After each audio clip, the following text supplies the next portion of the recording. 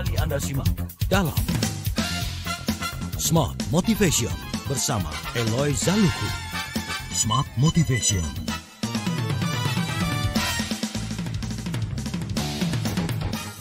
Ya, terima kasih Anda masih bersama kami dalam program Smart Motivation bersama dengan Pak Eloy Zaluhu. Dan seperti biasa kita melanjutkan ya rangkaian perbincangan kita dalam program kali ini. Dan nggak kerasa Pak Eloy, kita sudah sampai di series yang ke-6. Wah, udah 6 minggu nih kita bahas masalah ini. Dan ternyata hari ini kita akan fokus kepada how performance appraisal ruin organizational culture. Gimana sih penilaian kinerja itu bisa merusak budaya organisasi. Nah, ngomongin masalah merusak, kita ingat waktu beberapa episode yang pertama, ini juga ada hubungannya dengan merusak-merusak begitu ya. Apakah itu memang identik dengan adanya kerusakan? Belum tentu. Pak Eloy, silakan kita bahas lebih detail tentang poin ke-6 ini. Thank you Mas Daryl. Smart listeners dan sahabat YML, ingat ya, bahwa pembahasan tentang culture atau budaya tetap relevan di level individu. Oke. Karena kalau di level individu namanya adalah kebiasaan. Yes. Di level perusahaan disebut budaya. Sehingga judul kita yang terdengar, aduh kayaknya berat ya. Malam-malam ngomonginnya berat-berat gitu ya. Sebenarnya kalau disederhanakan di level pribadi atau motivasi individu, maka tema ini menjadi bagaimana ukuran sukses seseorang itu bisa merusak kebiasaannya. Jadi yang namanya performance appraisal di level perusahaan, di level pribadi itu namanya adalah ukuran sukses kita, gitu loh. Jadi kalau ukuran sukses si A adalah gaji yang besar, kemudian mobil mewah, dan itulah satu-satunya ukuran suksesnya, maka itu bisa merusak budaya kejujurannya, merusak kebiasaan jujur yang sejak kecil sudah diajarin oleh ayah dan ibu.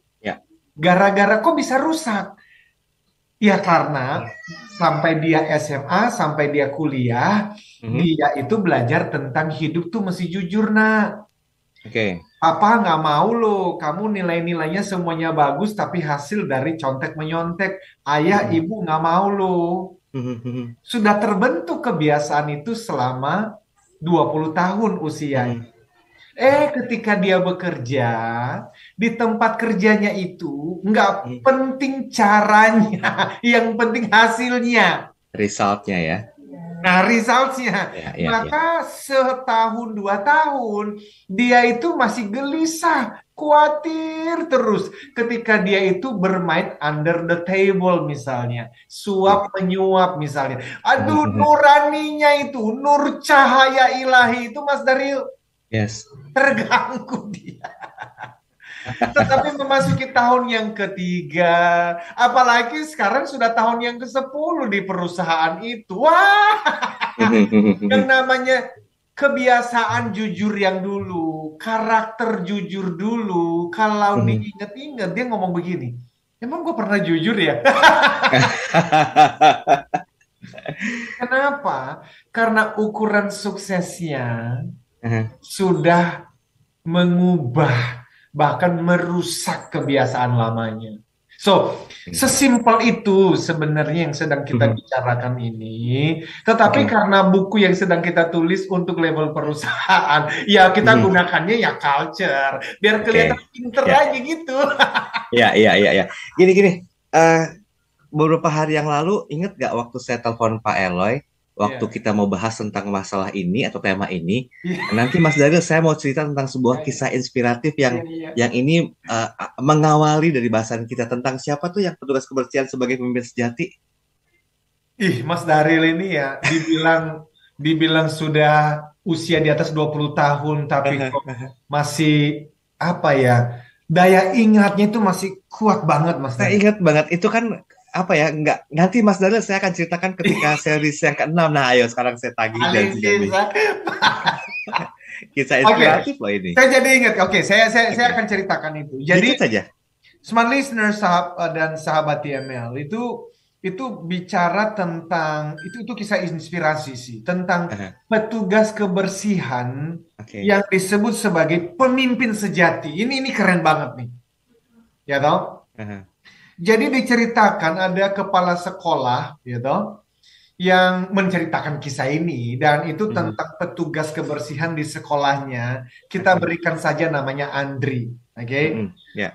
Suatu hari seorang anak berusia 6 tahun, Mhm, kelas 1 SD, di sekolah tempat Andri bekerja, ya mhm, toh, itu anak usia 6 tahun kelas 1 SD ini ngompol. Wah, mhm. sebenarnya itu bukan kejadian yang terlalu aneh kan, tetapi Ya, ya. secara umum anak-anak berusia 6 tahun sudah jarang mengompol, Mas Daryl. Ya, ya. Sehingga kejadian tersebut berpotensi sangat traumatis nih bagi anak Mhm, tersebut. oke. Nah, ketika sedang bersih-bersih, Andri melihat hal yang sedang dialami anak itu Mhm, yang berdiri di lorong sekolah, tampak sangat bingung, bercampur takut, malu, dan ingin menangis. ya. Maka Andri berinisiatif mengambil tanggung jawab untuk menemukan guru anak itu. Mhm, Bersama-sama dengan guru tersebut, mereka membawa anak itu ke ruangan lain dan mhm, membantunya membersihkan diri. Entah mhm. bagaimana ya mereka menemukan celana ganti untuk si anak ini, tapi Aha, aha, intinya mereka berhasil membantu anak itu menenangkan diri dan akhirnya mengirimnya kembali ke kelasnya. oke. Tujuan si uh, tukang kebersihan dan gurunya adalah membantu anak itu menghindari ejekan teman-teman sekelasnya Oke. jika anak itu dipulangkan gara-gara mengompol pada usia 6 tahun. Jadi, Mhm, begitu mhm, anak itu kembali ke kelas, Andri melanjutkan tugas kebersihannya seperti memungut sampah, membersihkan mhm, lantai, dan sebagainya. Nah, mhm, kisah Andri ini, Mas Daryl, mhm, berbicara tentang kepemimpinan sejati. mhm, Dan ini nanti ada hubungannya dengan pembahasan kita. Well, mhm, kita tidak tahu banyak ya, tetapi maksudnya tentang si Andri, tetapi kisah di atas tadi mhm. memberitahu kita bahwa Andri adalah seorang pemimpin loh. Dari Oke. struktur jabatan, dia Mhm, berada di peringkat terendah di sekolah itu. oke. Tetapi dia berpikir dan bertindak layaknya seorang pemimpin, bahkan seorang pemilik sekolah itu. Mhm, Kenapa? Karena dia bisa, gini loh, dia bisa saja mengamati kesusahan anak tersebut dan memutuskan bahwa, itu bukan tugasku lah. Ngapain mhm. sih ngurusin anak yang sedang Ya, betul. ngompol? Tapi Mhm, tidak demikian dengan Mas Andri. Dia berhenti, lalu mengambil tanggung jawab dan mhm, melakukan apa yang menurutnya terbaik untuk anak dan sekolah itu. Nah, ini mhm, penting. Yang mhm, mhm. menurut dia ini adalah hal yang terbaik untuk anak tersebut dan untuk sekolah mereka. Dia Oke. menunjukkan karakter seorang pemimpin Mhm, dan bahkan dia bertindak dan berpikir layaknya seorang pemilik. Nah, oke. itu yang kita butuhkan dan seringkali perusahaan mengatakan kami ingin punya karyawan, pegawai, apalagi level supervisor, manager, pimpinan seperti itu dong. Ambil Mhm, tanggung jawab. mhm, Tetapi pertanyaannya adalah, apakah pengukuran kinerja, evaluasi kinerja di sekolah, di mhm, lembaga, di perusahaan yang sedang mendengarkan kita, mhm. itu menolong Andri-Andri yang lain untuk betul-betul melakukan perilaku seperti yang dilakukan Andri tadi. Oke. Karena Ya. kita bisa mengatakan kalau ukuran kinerjanya adalah tactical, yang penting hasil Mhm, mhm, yang mudah untuk diukur. Ya itu mhm, apa sih yang mudah diukur dari pekerjaan seorang office boy? Ya udah dia selesai membersihkan, menyapu, mengepel mhm. bagian tugasnya. Kan Ya, dia ya. tidak diukur. Kan seorang office boy tidak harus diukur Mhm. dari bagaimana dia menolong seorang anak yang lagi ngompol. Itu tidak ada dalam Betul. SOP-nya, Mas Daryl. Setuju, setuju. Tapi kok Andri bisa? Nah, ini justru yang kita mau bicarakan. Oke, baik. Thinking out of the box ya. Ini yang menjadi satu pemikiran yang ada di benaknya Andri gitu. Walaupun memang betul Pak Eloy, bukan job desk-nya. Tapi ketika ada satu bentuk empati yang sepertinya ini merupakan sebuah bagian dari hati nurani, nah ini yang kadang-kadang membuat dia tuh bisa melambung. Jadi sama aja kayak tinggal tunggu momentumnya aja deh, tinggal tunggu saatnya aja deh, kita berbuat baik aja dulu. Bener. Nah, kalau saatnya memang ada hokinya dalam tanda petik ya kepada kita, momentum itu akan datang. Sok tahu banget saya. Ini berapa tahun saya bersama dengan tim TML nih di bawah asuhannya Pak Eloy ini. Nular juga ternyata ya. Siap. Pak Eloy, kita break dulu ya. Tanggung. Yes. Lanjutin biar lebih komprehensif di sesi berikutnya. Sudah ada beberapa komentar yang masuk, tapi nanti kita bahas di sesi yang ketiga dan juga keempat. Kami akan segera kembali.